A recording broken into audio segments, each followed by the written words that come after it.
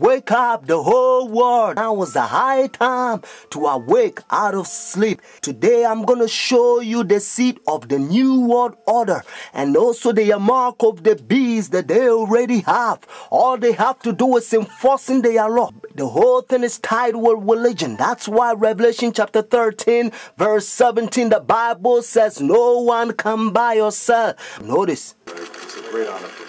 Thank you so much. Friends, I'm going to give you a little history and then I will tell you the power behind the scene, the new world order. Constantine was the one who united the church and stayed together. Notice, during dark ages, pagan Rome, when he marched them to Tiber River, they said they was baptized. So when they came to the church, they was idol statue worshippers. So when they brought their statues in Roman Catholic Church, they start naming them Christian name, Jupiter and all this thing. They call them Peter and Rosary and all this paganism that they brought to Roman Catholic Church.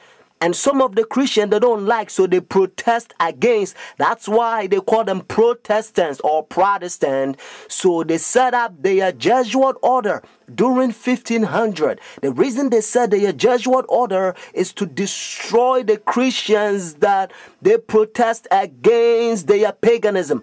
They also infiltrate the state to control the whole world because they find out that their Jesuit order is powerful. And then the Jesuits, they created Masons, and now they got Skull and Bones, Illuminatis, all them secret societies, friends.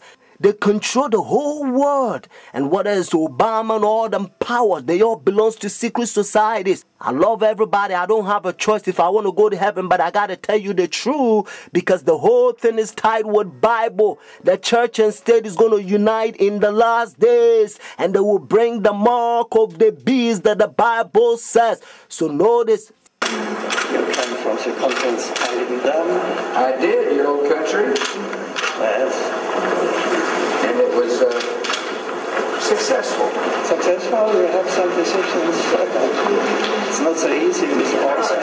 The Iraq War has been another foreign policy challenge, beginning with John Paul's papacy. Other foreign policy priorities for Benedict include pushing for peace in the Holy Land and decrying rising secularism in Europe. He's also been quietly working to establish relations, something that was not possible during the last papacy, largely because of John Paul's role in the fall of communism in Poland. The Chinese obviously didn't want John Paul II running around China doing the same thing. Pope Benedict is not that kind of a threat to China. Most of the time, in places around the world, Vatican diplomats work outside the spotlight, where experts say they often have an advantage.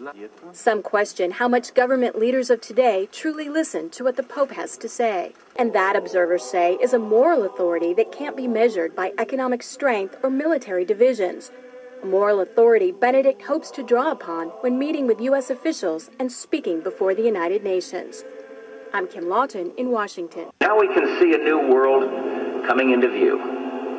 A world in which there is the very real prospect of a new world order. Pope Benedict XVI is calling for a new world financial order. A document entitled Charity and Truth was released just hours before the G8 summit. Friends, the Jesuit order, they also infiltrate every religion, especially Sunday churches. That's why Revelation chapter 17 called this power whore. Notice, the mother of harlot. Jesus Christ is the one who died for the whole world and he's drawn everybody to himself. But this power, they don't want you to go to Jesus Christ. They want you to go to them and confess your sin to them. So notice what Revelation chapter 18 says. And they also infiltrate the kings, presidents. So notice.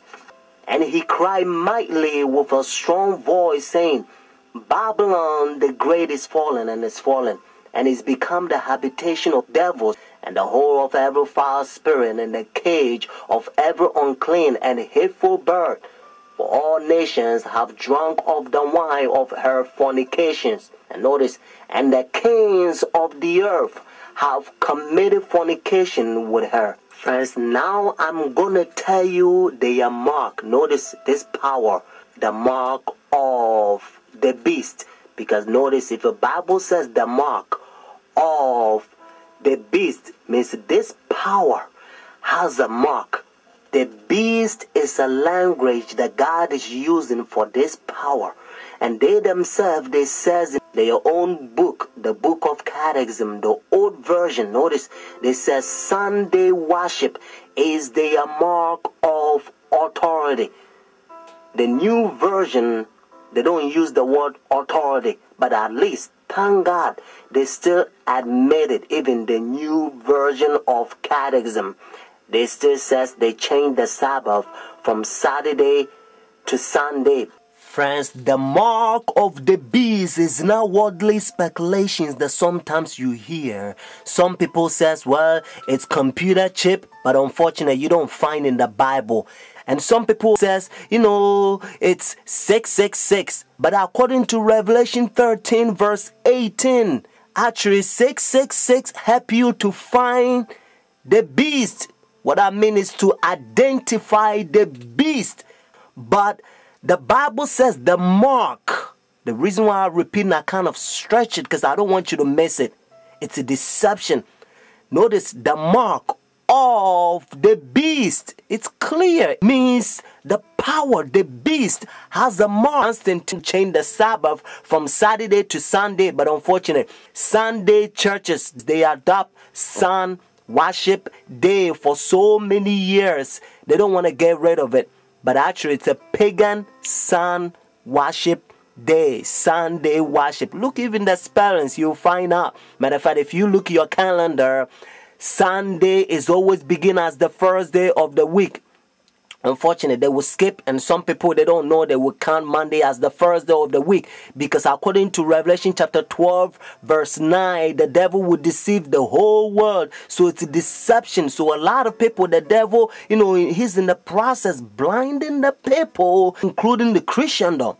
Friends, if you go to church Sunday, notice the first day church, now you don't have the mark of the beast according to Revelation 14 and 13 unless the law is enforced. That's why now you hear different country, they try to forcing the people to not sell or do anything on Sunday because they try to enforce the law. But according to Bible, notice United States is the one who's going to cause the whole world to worship the beast. Their sun worship day means Sunday worship according to Revelation 13. So whenever United States enforce the law, then every country also going to enforce because they control the whole world. Every president, they on the Roman Catholic Church. Friends, Saturday is always the Sabbath, the seventh day of the week. And that's why the Bible says the seventh day is the Sabbath.